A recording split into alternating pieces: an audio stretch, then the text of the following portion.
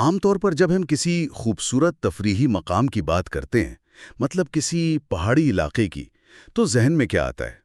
بس سبزہ، اونچے پہاڑ اور ہنستے مسکراتے چہرے؟ بالکل، ایک پرسکون سا خاندانی ماحول ذہن میں آتا ہے۔ ہاں، لیکن ذرا تصور کریں کہ آپ نے اس خوبصورت منظر کی ایک تصویر کھینچی ہے اور جب آپ اسے زوم کرتے ہیں تو پس منظر کی کسی اندھیرے کونے میں آپ کو ایک سایہ نظر آتا ہے۔ وہ سایہ جس کا وہاں ہونے کا کوئی جواز ہی نہیں بنتا۔ بالکل، اور وہ ایک لمحہ، مطلب وہ ایک چھوٹی سی دریافت اس پوری تصویر کے سکون کو ایک انتہائی پراسرار خوف میں بدل دیتی ہے۔ یہ بڑی گہری بات ہے کیونکہ انسانی ذہن وہ ہمیشہ ایسی نامعلوم چیزوں کو مسترد کرنے کی کوشش کرتا ہے۔ صحیح کہا آپ نے، ہم اسے کیمرے کی خرابی یا روشنی کا دھوکہ کہہ کر ٹال دیتے ہیں۔ تو آج کے اس گہرے تجزیے میں ہم ایک ایسے ہی سائے کی بات کریں گے جو محض کسی گھنے جنگل تک محدود نہیں رہا، یعنی اس نے ایک باقاعدہ حقیقت کا روپ دھار لیا۔ ہاں، اور سب سے خوفناک بات یہ ہے کہ اس نے ایک محفوظ گھر کے بیڈ روم تک رسائی حاصل کر لی۔ تو ہم جس واقعے کی بنیاد پر یہ تجزیہ کر رہے ہیں وہ YouTube channel horror stories with Adnan سے لیا گیا ہے۔ اچھا، یہ وہی مشہور کہانی ہے نا جو راولپنڈی کی ایک طالبہ کی ہے؟ جی بالکل، ایک 20 سالہ طالبہ جس کی پہچان ہم خفیہ رکھیں گے اور اسے منوشا کا فرضی نام دیں گے۔ تو جولائی کے مہینے میں مری اور نتھیا گلی کا ایک بظاہر عام سا سفر تھا ان کا۔ اور اس تجزیے کا مقصد صرف کہانی سنانا نہیں ہے، بلکہ یہ سمجھنا ہے کہ کیسے ایک انسان ہجوم کے درمیان بھی نفسیاتی طور پر تنہا ہو سکتا ہے۔ صحیح، تو سیدھا اس دن کی طرف چلتے ہیں۔ 13 جولائی کا دن تھا۔ ایک مشترکہ خاندان نتھیا گلی کے قریب ایوبیا پائپ لائن ٹریک پر پیدل چل رہا تھا۔ یہ ٹریک تو تقریباً 4 کلومیٹر لمبا ہے اور اس کے ایک طرف گھنا جنگل ہوتا ہے۔ بالکل، تو وہاں ظاہر ہے کافی ہجوم تھا۔ منوشا، جس کے بال کافی لمبے ہیں اور اس دن کھلے ہوئے تھے، وہ سب سے تھوڑا الگ چل رہی تھی، اور چلتے چلتے اسے محسوس ہوا کہ ارد گرد اتنے لوگ ہیں، شور ہے، لیکن اسے جنگل کے کچھ حصوں میں ایک عجیب سی کٹی ہوئی خاموشی محسوس ہوئی۔ کٹی ہوئی خاموشی؟ یعنی جیسے اچانک آوازیں غائب ہو جائیں؟ ہاں بالکل، ایسا سناٹا جو قدرتی نہیں لگ رہا تھا۔ تو میں یہ سوچ رہا تھا کہ کیا یہ محض اونچائی اور ہوا کے دباؤ کی وجہ سے کانوں کا بند ہونا نہیں ہو سکتا؟ دیکھیں، ہوا کے دباؤ سے کان بند ہونا عام بات ہے، لیکن یہاں ایک نفسیاتی پہلو بھی ہے۔ اسے ہم سینسری آئسولیشن کہتے ہیں۔ یہ وہ ابتدائی محرک ہے جہاں سے غیر معمولی چیزیں شروع ہوتی ہیں۔ اچھا، لیکن ایک اور چیز بھی ہوئی۔ منوشا کا دعویٰ ہے کہ اسے چلتے ہوئے 2 بار ایسا لگا جیسے کسی نے پیچھے سے اس کے کھلے بالوں کو کھینچا ہو۔ وہ مڑ کر دیکھتی ہے تو پیچھے کوئی نہیں ہوتا۔ ارے واہ، یہ تو پھر سینسری آئسولیشن والے نظریے سے آگے کی بات ہو گئی۔ وہی تو، یہ جسمانی لمس تو پوری صورتحال کو بدل دیتا ہے۔ اگر میں اسے ایک ریڈیو کی مثال سے سمجھاؤں، جیسے آپ اسٹیشن سیٹ کر رہے ہوں اور اچانک سگنل کٹ جائیں اور صرف ایک سٹیٹک کی آواز آئے، کیا وہ خاموشی اور بالوں کا کھینچا جانا کسی خاص فریکوینسی کے جڑنے کی علامت تھی؟ یہ ریڈیو والی مثال آپ نے بالکل پرفیکٹ دی ہے۔ جب کان سن ہونے کے ساتھ جسمانی لمس بھی شامل ہو جائے تو اس کا مطلب ہے کسی بیرونی قوت نے رابطہ قائم کر لیا ہے۔ اور بالوں کے حوالے سے بھی تو کچھ روایات ہیں نا؟ ہاں بالکل، دنیا کی قدیم روایات میں مانا جاتا ہے کہ کھلے بال انسانی جسم کی توانائی کے حالے کی توسیع ہوتے ہیں، مطلب وہ ایک اینٹینا کی طرح کام کرتے ہیں جو ارد گرد کی ماورائی توانائیوں کو کھینچ سکتے ہیں۔ تو ہجوم میں سے صرف اس کا انتخاب کیا جانا ٹارگیٹڈ ہانٹنگ کا پہلا قدم تھا؟ بالکل، وہ جسمانی طور پر تو لوگوں کے درمیان تھی، لیکن شعوری طور پر اس کا رابطہ اس ماحول سے کٹ چکا تھا۔ یہ بات ہضم کرنا تھوڑی مشکل ہے کہ کوئی قوت باقاعدہ کسی کا انتخاب کرے۔ خیر، یہ تو پہاڑوں کی بات تھی جہاں عموماً ایسی چیزیں ہوتی ہیں، لیکن اصل حیران کن موڑ تب آتا ہے جب یہ فیملی واپس راولپنڈی آ جاتی ہے۔ اچھا، تو کیا گھر آنے کے بعد بھی کچھ محسوس ہوا؟ ہاں، سفر سے واپسی کے کچھ دن بعد منوشا اپنے کمرے میں کھڑکی کے پاس صوفے پر بیٹھی فون استعمال کر رہی تھی۔ پہلی منزل پر اس کا کمرہ ہے اور کھڑکی کے باہر ایک تنگ سی گلی نما جگہ ہے۔ صحیح۔ اچانک اس تنگ جگہ سے ایک سفید غبار سا اٹھا، کھڑکی سے اندر آیا اور سیدھا اس کے چہرے سے ٹکرایا۔ اس کے بال اتنے زور سے پیچھے کو اڑے جیسے کسی نے جان بوجھ کر ہوا کا کوئی گولا مارا ہو۔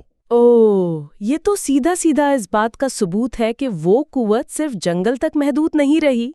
گھر والوں نے کیا کہا اس پر؟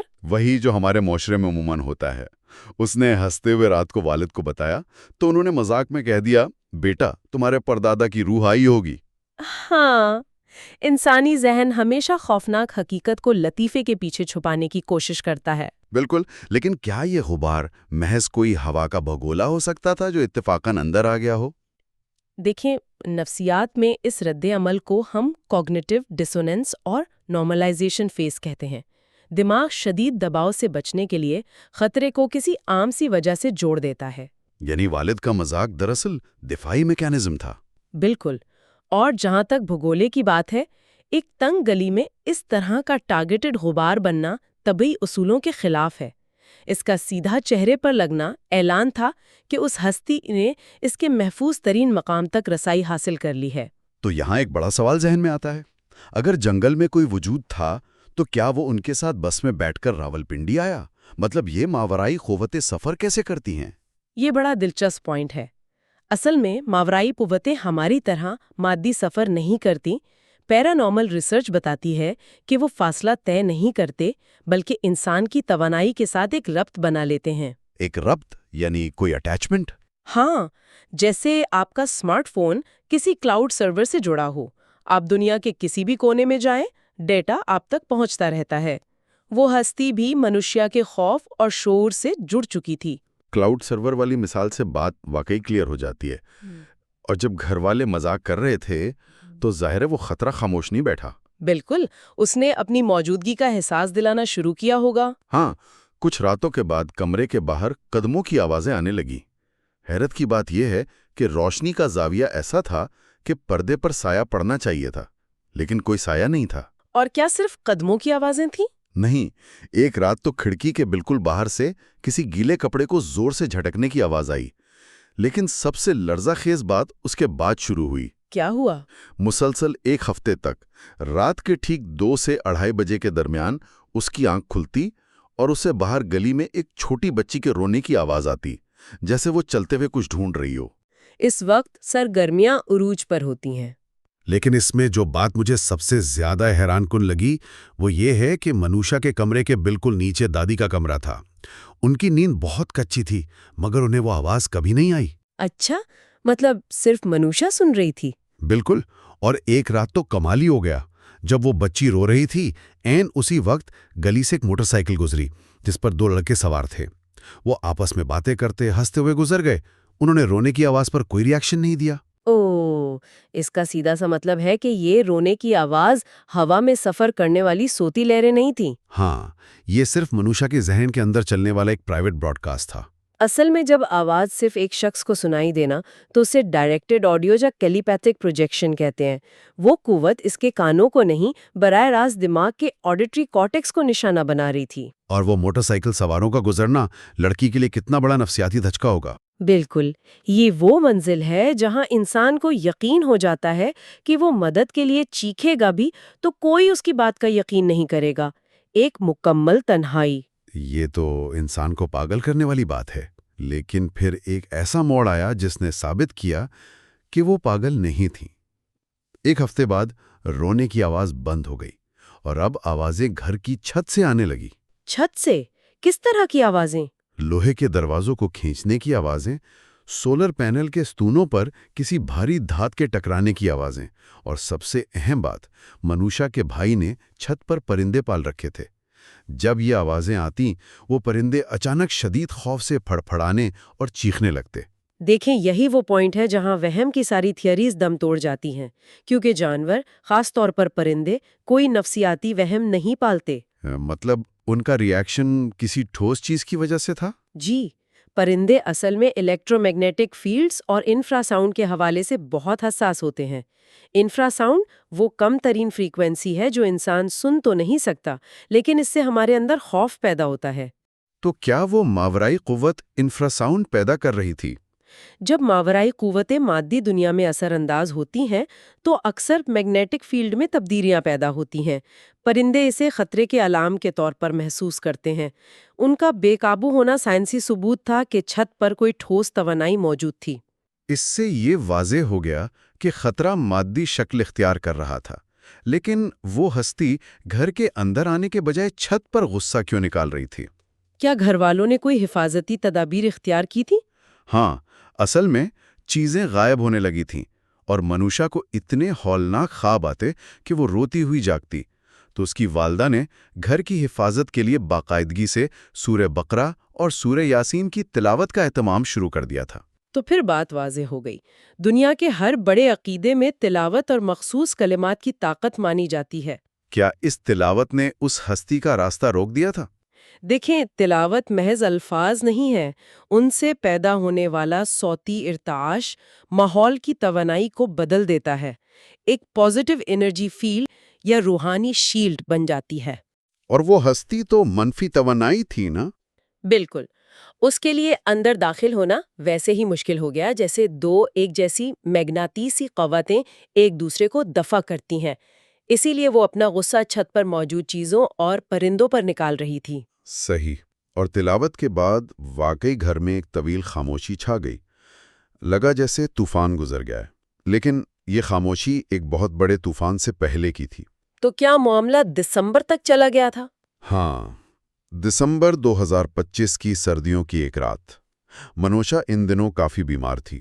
رات 2:30 بجے مکمل اندھیرے میں اس کی آنکھ کھلتی ہے اور وہ اپنے بستر کے پاس کسی کو کھڑے دیکھتی ہے۔ کوئی سایہ یا کوئی واضح شکل تھی؟ کوئی دھندلا سایہ نہیں، بلکہ ایک واضح مادی وجود، تقریباً 5 فٹ 8 یا 9 انچ لمبا، انتہائی پتلا، اور اس نے کالے رنگ کا ایک ہائی نیک پہنا ہوا تھا۔ یہ تو اس پورے واقعے کا کلائمیکس ہے، وہ وجود اب اپنی مکمل شکل میں سامنے آ گیا تھا۔ اور منوشا کہتی ہے کہ اسے دیکھ کر صرف ڈر نہیں لگا، بلکہ ایک شدید کراہت اور گھن آ رہی تھی، ایک ایسی کراہت جیسے کوئی رگوں میں زہر گھول رہا ہو۔ وہ وجود اس کے بالکل قریب چہرے کے پاس جھکا۔ اس قربت میں تو شدید وحشت ہوگی۔ بالکل، منوشا بے ساختہ چیخ پڑی اور بولی، تم پاگل ہو گئے ہو؟ اور اس کی چیخ کے ساتھ ہی وہ وجود ایک دم غائب ہو گیا۔ مطلب وہ چل کر دروازے سے نہیں گیا، بس ہوا میں تحلیل ہو گیا۔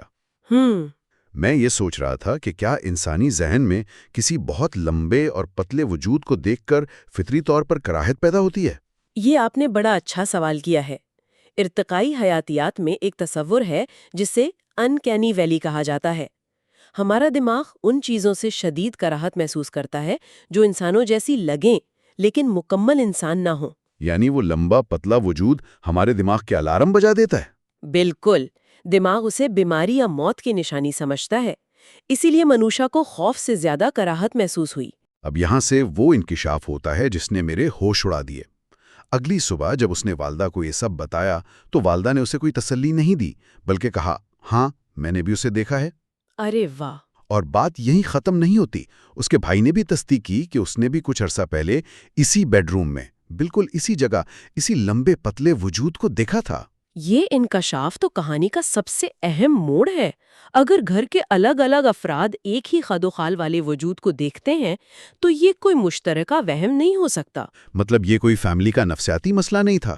بالکل نہیں، یہ ثابت کرتا ہے کہ وہ کوئی نفسیاتی الجھن نہیں بلکہ ایک معروضی حقیقت یعنی ایک آبجیکٹیو ریالٹی تھی۔ والدہ نے اس پر ایک عجیب نظریہ دیا کہ شاید وہ کمرہ اس ہستی کی گزر کا یا راستہ ہے، اور کیونکہ منوشا بیمار تھی اس لیے وہ اتنے قریب آ گیا۔ اس بات کو اگر ہم کمپیوٹر نیٹ ورک کی مثال سے سمجھیں، فرض کریں آپ کا جسم ایک کمپیوٹر ہے اور بیماری کی وجہ سے آپ کا فائر وال ڈاؤن ہو گیا ہے۔ صحیح۔ کیا یہ گزرگاہ والی بات اس مثال سے ملتی جلتی ہے؟ یہ فائر وال اور میلویئر والی مثال آپ نے بہت زبردست دی ہے۔ روحانی علوم میں جس چیز کو والدہ گزرگاہ کہہ رہی ہیں اسے لے لائنز یا توانائی کی لکیریں کہا جاتا ہے۔ لے لائنز مطلب راستے؟ ہاں، مانا جاتا ہے کہ زمین پر کچھ ایسے راستے ہوتے ہیں جہاں سے ماورائی قوتیں آسانی سے گزرتی ہیں۔ جب منوشا بیمار ہوئی تو اس کا روحانی آلہ جسے اورا کہتے ہیں بکھر گیا۔ اس کمزور فائر وال نے اس وجود کو اتنے قریب آنے کا موقع دے دیا۔ تو اگر ہم اس سارے واقعے کو جوڑیں تو سفر شروع ہوا ہجوم بھرے نتھیا گلی کے ٹریک سے، جہاں ایک کٹی ہوئی خاموشی نے پہلی دستک دی۔ پھر وہ خاموشی سفر کرتی ہوئی ایک بیڈ روم میں داخل ہوئی اور آخرکار سردیوں کی ایک اندھیری رات میں ایک کراہت انگیز مادی وجود بن گئی۔ اور اس سے ہم یہ سیکھتے ہیں کہ انسان کتنا ہی محفوظ کیوں نہ ہو، ہمارے ارد گرد کچھ ایسی تہیں موجود ہیں جنہیں ہم عام طور پر نہیں دیکھ سکتے۔ بالکل، جب ہمارے حواس غیر معمولی طور پر تیز ہوں یا ہماری روحانی ڈھال کمزور پڑے، تب ہمارا ان سے واسطہ پڑتا ہے۔ اس گہرے تجزیے کو سمیٹتے ہوئے ہم آپ کے سامنے ایک آخری لیکن بہت پیچیدہ سوال رکھنا چاہتے ہیں۔ اور وہ سوال کیا ہے؟ اس واقعے پر غور کریں، کیا وہ ہستی واقعی نتھیا گلی کے جنگل سے منوشا کے کھلے بالوں کے ذریعے متوجہ ہو کر راول پنڈی کے اس گھر تک آئی تھی؟ یا پھر وہ ہستی پہلے سے ہی اسی گھر، اسی بیڈ روم میں جو کہ ایک گزرگاہ تھی، وہاں موجود تھی، اور نتھیا گلی کے اس سفر نے اور اس عجیب سی خاموشی نے صرف منوشا کے ذہن کی فریکوینسی کو تبدیل کیا تھا؟ یعنی اس نے صرف اسے دیکھنے کے قابل بنا دیا؟ بالکل، اس کے شعور کے فائر وال کو اس حد تک کھول دیا کہ وہ ان چیزوں کو دیکھ سکے جو ہمیشہ سے وہیں اس کے سرہانے کھڑی تھیں۔ یہ ایک ایسا سوال ہے جو کسی کو بھی رات کے اندھیرے میں اپنے کمرے کے خاموش کونوں کو غور سے دیکھنے پر مجبور کر دے گا۔ ہمیں امید ہے کہ اس تجزیے نے سوچ کے کئی نئے دروازے کھولے ہوں گے۔